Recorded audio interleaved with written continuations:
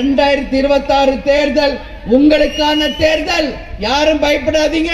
அண்ணி என்ன முடிவு எடுப்பாங்க, யாரோட கூட்டணி வைப்பாங்க,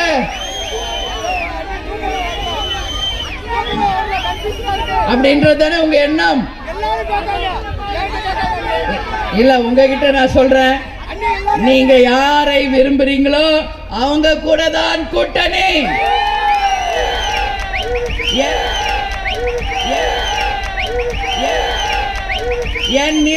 என் நிர்வாகிகளும் என் தொண்டர்களும் யாரை விரும்புகிறார்களோ அவர்களுடன் தான் கூட்டணி என்பதை உறுதியா சொல்ற.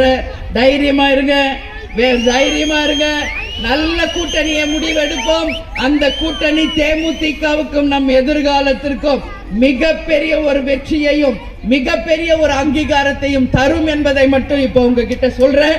எனவே நான் 3ஆம் தேதி இந்த 4ஆம் கட்ட பிரச்சாரத்தை முடிச்சு சென்னைக்கு செல்வேன்.